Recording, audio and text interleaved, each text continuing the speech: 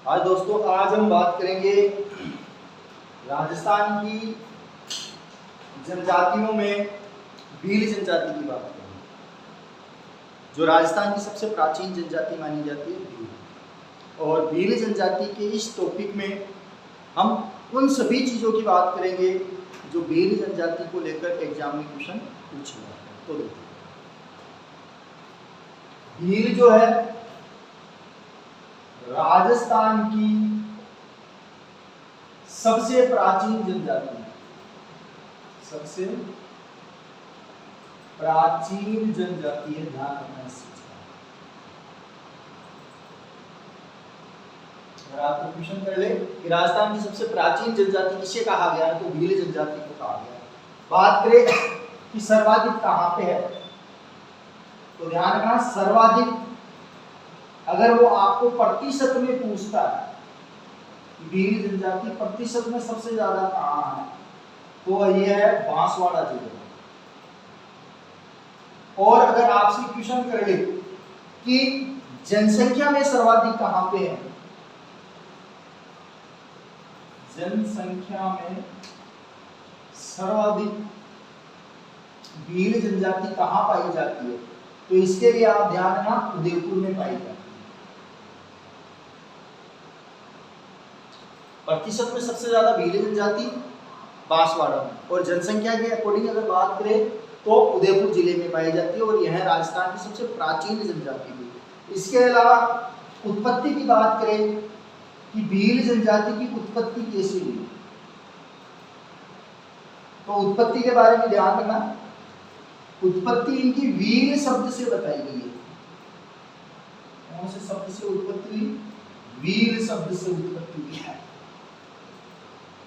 अब ये वीर शब्द जो है ये द्रविड़ भाषा का शब्द है। कौन सी भाषा का शब्द है? द्रविड़ भाषा का शब्द, जिसका अर्थ होता है तीर चलाने वाले। अर्थ क्या बताया है? तीर चलाने वाले। तो ध्यान देना एक बार कि भाई भील शब्द से भील जनजाति की उत्पत्ति हुई है, जो कि एक द्रविड़ भाषा का शब्द है, और जिसके अर्थ की अगर मैं बात करूं तो अर्थ क्या बताया है? तीर चलाने वाले। इसके अलावा दूसरी अगर मैं उत्पत्ति की बात करूं तो उसके लिए ध्यान रखना कि भीलों को मुंडा जाति का वंशज माना गया है। मुंडा जाति का वंशज के तौर पे भी इनकी उत्पत्ति मानी गई है। और ये मुंडा जाति जो है, इनका जो संबंध है वो है महादेव से, मतलब शिव से इनका संबंध माना गया है। इसके अलावा एक व्यक्ति और उत्पत्ति के बारे में जिक्र करता है, तो जो अपने उत्पत्ति को लेकर बात करते हैं कर्नल जेम्स स्टोन की, तो कर्नल जेम्स स्टोन भीलों को वनपुत्र मानता है। भीलों को वनपुत्र कहता है कि भाई जंगल में रहने वाले वनपुत्र है ये। तो उत्पत्ति को लेकर भील शब्द से हुई, द्रविड़ भाषा का शब्द है जिसका अर्थ होता है तीर चलाने वाले। मुंडा जाति के वंशज के रूप में इनकी उत्पत्ति मानी, जिनका संबंध होता है महादेव से। कर्नल जेम्स स्टोन ने इनकी उत्पत्ति को लेकर क्या कहा कि वन में रहने वाले ही क्या है? भील है, तो वन पुत्र इनको कहा है। तो एक बार आप इसे कंप्लीट कर लीजिए, फिर आगे बढ़ते हैं। इसके अलावा एक व्यक्ति और है मजूमदार। कौन? मजूमदार। ये भीलों को नेग्रिटो जाति कहता है भाई, नेग्रिटो जाति का। किसने? मजूमदार। जबकि कर्नल जेम्स स्टोन इन्हें वनपुत्र और नेग्रिटो जाति के लिए मजूमदार सुधार देगा।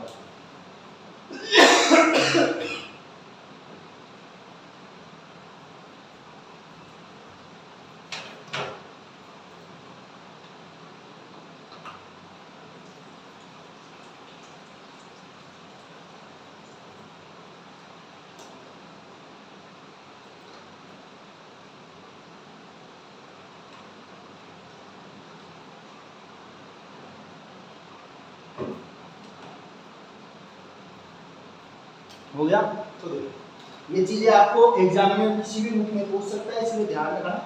आगे बढ़ते हैं बीएलजे जाति से।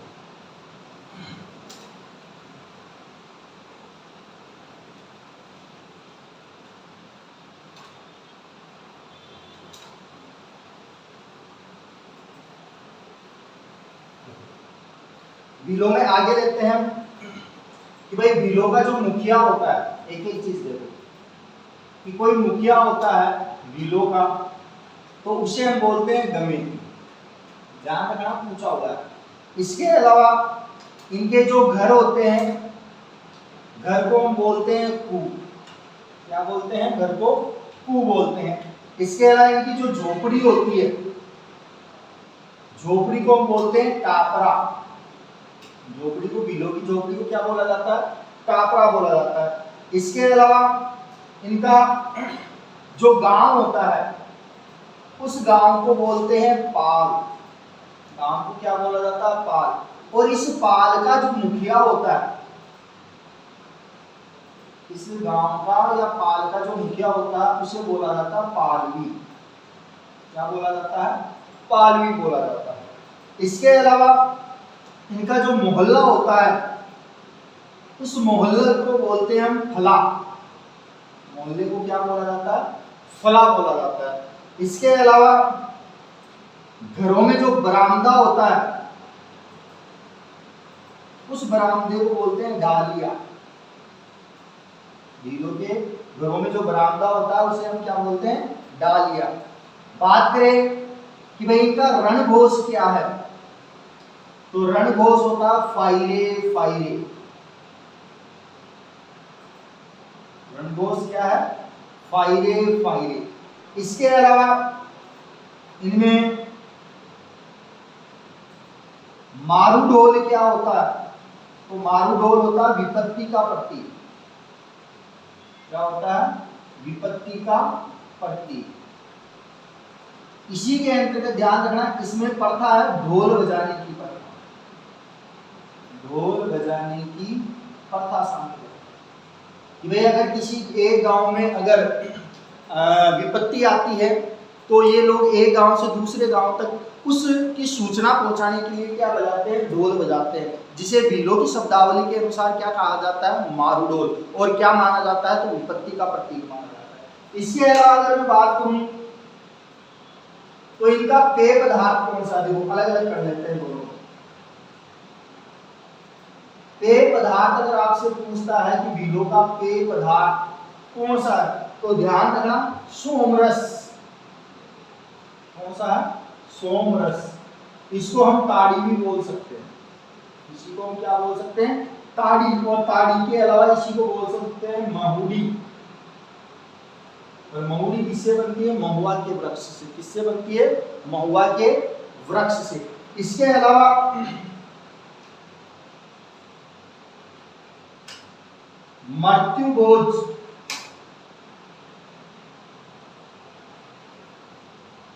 इसके अलावा बिलों में जो मृत्यु भोज होता है, उसे बोलते हैं कट्टा। बिलों के मृत्यु भोज को क्या बोला जाता है? कट्टा बोला जाता है। इसके अलावा पाड़ी, पाड़ी और एक होता है कांडी। तो पाड़ी कहने पर भील क्या होते हैं? खुश। और अगर गलती से आपने इनको कांडी बोल दिया, तो कांडी कहने पर क्या होंगे? भील नाराज होंगे। भील क्या होंगे? नाराज होंगे साहब। इसके अलावा इनमें एक होता है बोलवा। बोलवा होता है मार्गदर्शक, मतलब रास्ता बताने वाला। बोलवा किसे कहा जाता है? अगर कोई व्यक्ति रास्ता बताता है तो उसे मार्गदर्शक के रूप में क्या कहा जाता है? बोलवा कहा जाता है। इसके अलावा पाखरिया। पाखरिया होता है भील के घोड़े को मारने वाला। भील के घोड़े को मारने वाला व्यक्ति क्या कहलाएगा? पाखरिया। इसके अलावा एक शब्द आता है अटक। अटक होते हैं भीलों के गोत्र। भीलों के गोत्र। आई बात समझ में? टोटम तो टोटम होता है भीलों का प्रमुख लोक देवता, प्रमुख देवता कह लो। टोटम किसे कहते हैं? भीलों के प्रमुख देवता को। इसके अलावा आपसे पूछ ले डाम लगाना क्या होता है? तो बीमार व्यक्ति को जो लोहे की गर्म छड़ होती है उसे बीमार व्यक्ति को क्या किया जाता है? दागा जाता है, जिसको हम क्या बोलते हैं? डाम लगाना। तो बीमारी का इलाज करते हैं इससे, बीमारी का इलाज करना। इसके अलावा इनकी वैवाहिक देवी पूछे आपसे कि वैवाहिक देवी कौन सी है? तो वैवाहिक देवी आप ध्यान रखना बिराड़ी, उसको बोलते हैं बिराड़ी। आई बात समझ? इसके अलावा इनके आराध्य देव, तो इसको बाद में पढ़ेंगे एक बार। ध्यान रखना पेय पदार्थ है सोमरस, ताड़ी या मोहुड़ी बीलों का। इसके अलावा मृत्यु भोज कट्टा, मृत्यु भोज क्या होता है? कट्टा कहा जाता है उसे। इसके अलावा पांडी अगर कह दिया तो भील खुश होंगे, और कांडी अगर कह दिया भीलों को तो भील क्या होंगे? नाराज होंगे। इसके अलावा बोलवा मार्गदर्शक होता है, जो रास्ता बताने वाला होता है। इसके अलावा पाखरिया भीलों के घोड़े को अगर कोई व्यक्ति मार देता है तो वो क्या कहलाता है? पाखरिया कहलाता है। इसके अलावा अटक भीलों के गोत्र को बोला जाता है। इसके अलावा टोटम भीलों का प्रमुख लोक देवता या देवता। इसके अलावा डाम लगाना, मतलब डाम लगाने का मतलब होता है लोहे की एक छड़ होती है जिसे गर्म कर लिया जाता है, और जो व्यक्ति बीमार होता है उसको दाग दिया जाता है, तो उसको हम क्या बोलते हैं? डाम लगाना, मतलब बीमारी का इलाज करना। इसके अलावा वैवाहिक देवी की अगर बात की जाए कि भीलों की वैवाहिक देवी कौन है, तो उसे हम कहते हैं बिराड़ी देवी या बिराड़ी भी बोल सकते हैं। इसके अलावा भीलों का जो मुखिया होता है उसे हम कहते हैं गमेती। भीलों के जो घर होते हैं उसे हम बोलते हैं कू। इसके अलावा झोपड़ी जो होती है उसे कहा जाता है टापरा। इसके अलावा गांव जो होता है उसे बोलते हैं पाल, और पाल या गांव का जो मुखिया होता है उसको हम बोलते हैं पालवी। इसके अलावा मोहल्ला जो होता है उसे कहा जाता है फला। इसके अलावा बरामदा जो घर के आगे होता है उसे ये लोग कहते हैं डालिया। इसके अलावा रणघोष जो होता है वो होता है हायरे फायरे, मतलब एक तरीके से चिल्लाते हैं सहायता के लिए।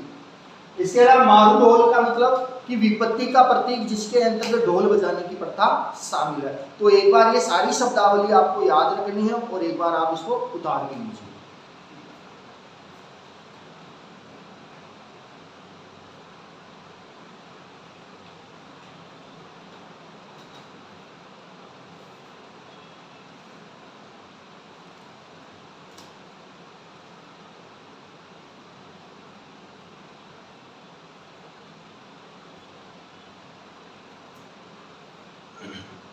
हो गया?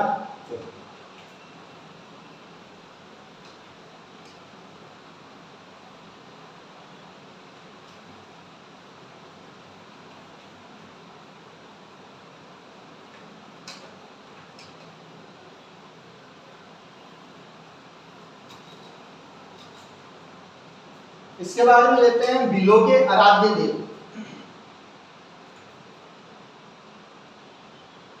आराध्य देव, भीलों के जो आराध्य देव है वो है केसरिया नाथ जी। कौन है? केसरिया नाथ जी। इनका मंदिर बना हुआ है दुलेव गांव उदयपुर में। मंदिर कहां पे है? ध्यान रखना, पूछा हुआ है दुलेव गांव उदयपुर में।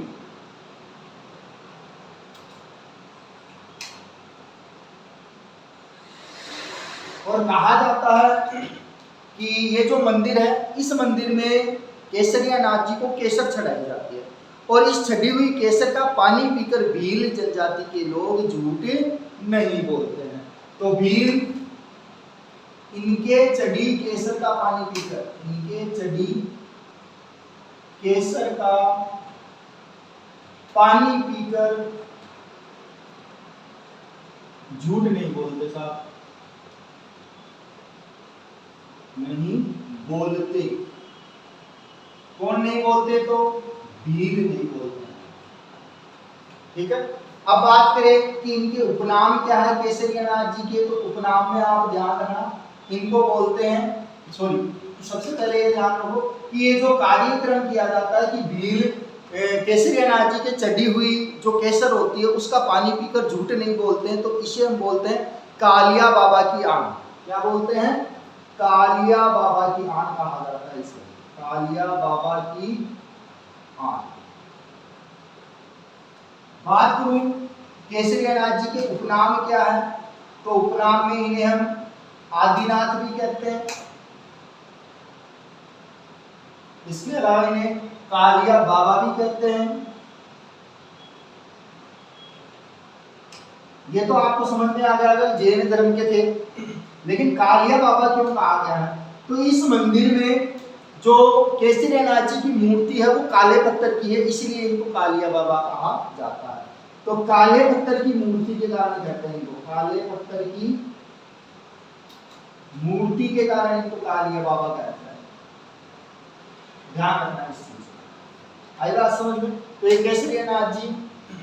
इसके अलावा भीलों का कल्प वृक्ष कौन सा है? भीलों का कल्प वृक्ष, तो भीलों का कल्प वृक्ष अगर आपसे पूछता है तो ध्यान रखना महुआ वृक्ष है, महुआ वृक्ष। अब महुआ के वृक्ष से क्या बनाते हैं ये लोग? शराब बनाते हैं। क्या बनाते हैं? शराब बनाते हैं। और इस शराब को हम बोलते हैं महुड़ी। महुआ के वृक्ष से भील जनजाति के लोग क्या बनाते हैं? शराब बनाते हैं। और शराब को क्या कहा जाता है? तो उसे बोलते हैं महुड़ी। अब आपसे एक क्वेश्चन ये और पूछ ले कि महुआ के वृक्ष सबसे ज्यादा कहाँ मिलते हैं, तो ध्यान रखना सीता माता अभ्यारण्य में मिलते हैं, और महुआ के वृक्ष पे ही उड़न गिलहरी भी देखी जाती है। इसके अलावा भीलों का कुंभ कहाँ लगता है? भीलों का कुंभ, तो भीलों का कुंभ लगता है बेणेश्वर धाम,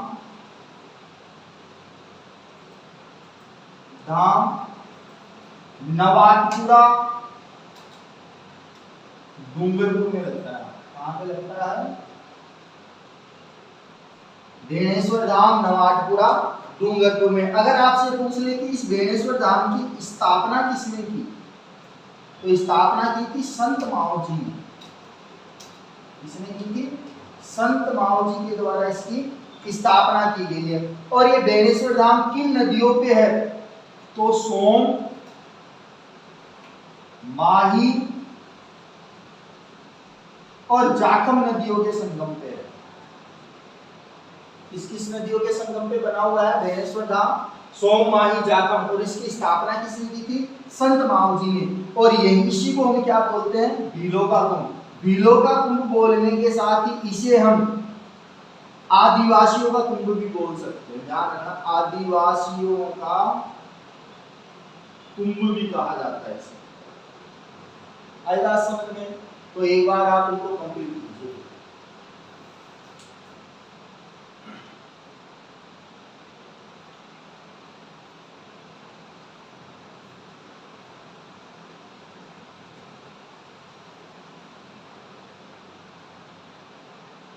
हो गया? आराध्य देव केसरियानाथ जी है और इनके चढ़ी हुई केसर का पानी पीकर भील क्या नहीं बोलते हैं? झूठ। अब ये जो काम करते हैं इसको हम कहते हैं कालिया बाबा जी। भीलों का कल्प वृक्ष महुआ वृक्ष है और इसी से क्या बनाते हैं? शराब, जिसे महुड़ी कहा जाता है। आदिवासियों का या भीलों का कुंभ पूछता है तो वो बेणेश्वर धाम, नवाटपुरा, डूंगरपुर में है, जिसकी स्थापना संत माओ जी ने सोम, माही, जाखम नदियों के संगम पर की थी। अब इससे आगे बढ़ते हैं भीलों में। तो आगे लेते हैं भील क्या करते हैं? जूमिंग कृषि। भील जूमिंग कृषि करते हैं।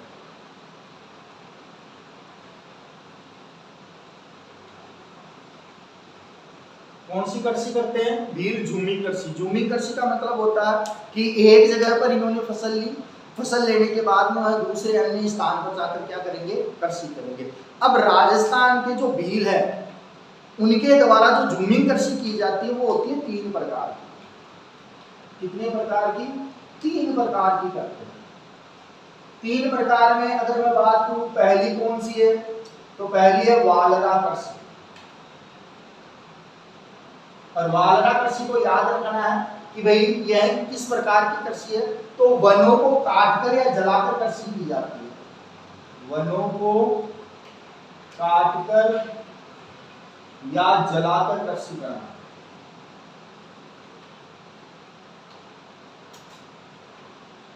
उसको क्या कहेंगे? वालराकृषि कहेंगे। इसके अलावा चीमाता,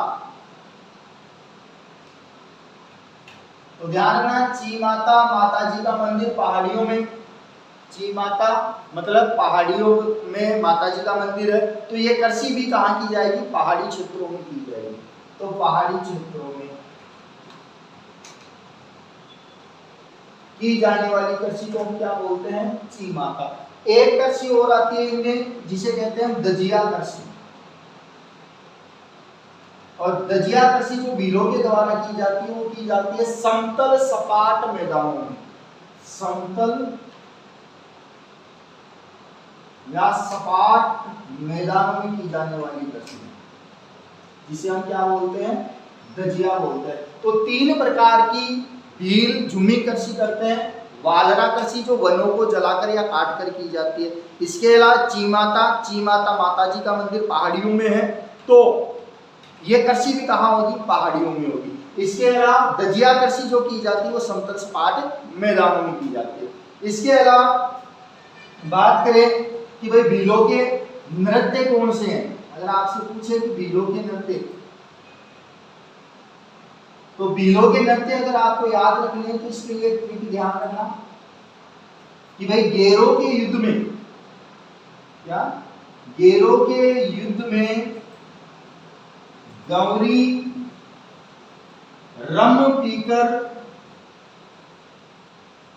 हाथी पर 2 चक्कर घूमी।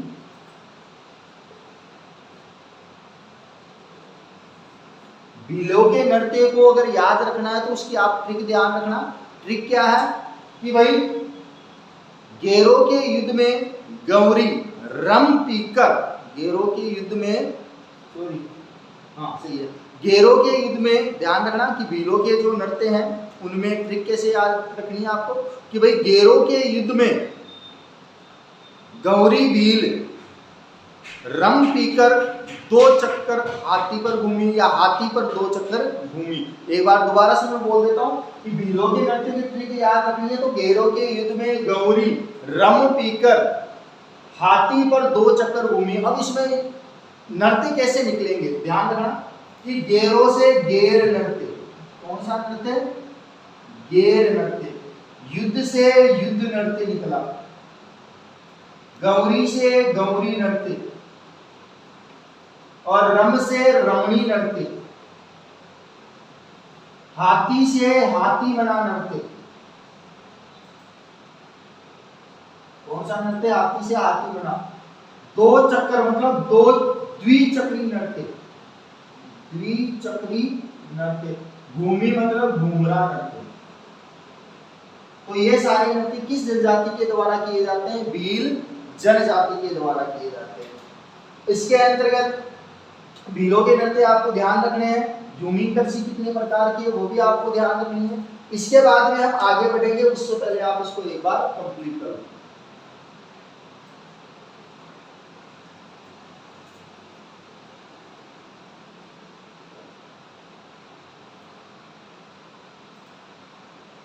देखो आगे बढ़ो। झूमी कृषि और नृत्य की हमने बात कर ली, तो आगे हम इनके वस्त्रों की भी बात करेंगे, पहनावे की भी बात करेंगे। भीलों के द्वारा कौन कौन से वस्त्र पहने जाते हैं। तो आगे लेते हैं हम भीलों के वस्त्र।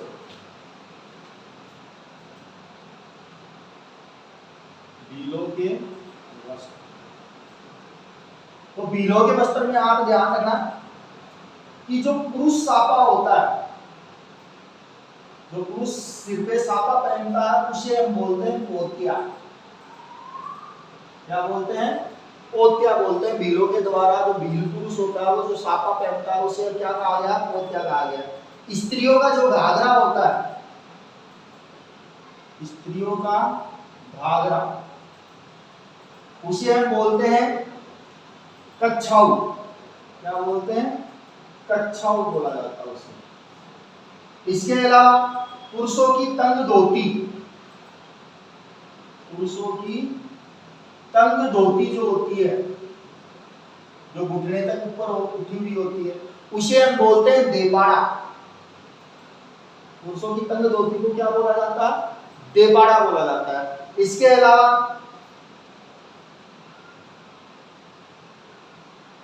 पुरुषों का कमर पर पहने जाने वाला वस्त्र, कमर पर पहने जाने वाला वस्त्र, अगर आपसे पूछता है तो ध्यान रखना, उसे हम बोलते हैं खोइतू।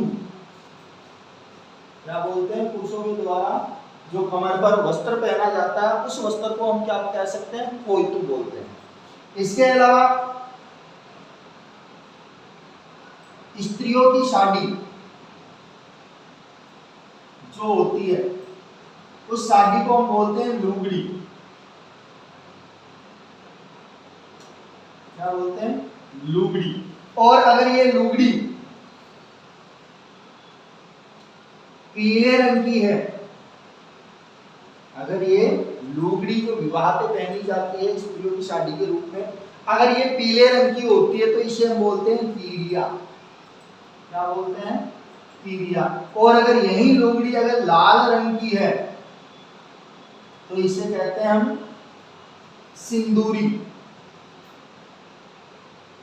और ये कब पहनी जाती है? तो विवाह पर पहनी जाती है। ध्यान रखना, ये इंपोर्टेंट हमने भीलों के वस्त्र की बात की है। अगर आपसे पूछ ले कि भाई भीलों में भील स्त्रियों का प्राचीन वस्त्र क्या है, भील स्त्रियों का प्राचीन घाघरा कौन सा है, तो उसे बोलते हैं नामदनो। क्या बोलते हैं? नामदनो। और आज भी राजस्थान के भीलवाड़ा में इसकी छपाई होती है। कहाँ पे? भीलवाड़ा में। तो भीलवाड़ा नामदनो की छपाई के लिए फेमस है, ध्यान रखना ये चीज। इसके अलावा एक भीलों में एक उत्सव आता है। क्या आता है? भीलों में एक उत्सव आता है, बंगोरिया उत्सव। कौन सा उत्सव? बंगोरिया उत्सव। इस बंगोरिया उत्सव पर भील जनजाति के जो लोग होते हैं, कौन से त्योहार पे? बंगोरिया उत्सव पर या त्योहार पर भील जनजाति के जो लोग होते हैं वो अपना जीवन साथी चुनते हैं। तो भील अपना स्त्री क्या करते हैं? जीवन साथी चुनते हैं, जीवन साथी चुनते हैं। आई बात समझ में? इसके अलावा इनमें एक हाथी मेलो विवाह प्रसिद्ध, ध्यान रखना, हाथी मेलो विवाह भीलों के अंतर्गत ही आता है। और इसी नृत्य पर हाथी मना नृत्य करते हैं पुरुष। हाथी मना नृत्य के लिए फेमस है। इसके अलावा पूछ लिया जाए आपसे कि भीलों की व्याकरण किसने लिखी, तो भीली व्याकरण जो लिखी है वो 1895 में थॉमसन ने लिखी है। ये पूछा हुआ क्वेश्चन है आपसे, थॉमसन के द्वारा लिखी है। तो ये थी हमारी आज की भील जनजाति। नेक्स्ट वीडियो में हम अगली जनजाति की बात करेंगे। तब तक आप इसको कंप्लीट कर लीजिए और ज़्यादा से ज़्यादा शेयर और ज़्यादा से ज़्यादा सब्सक्राइब कराने की आप कोशिश कीजिए। ठीक है, धन्यवाद।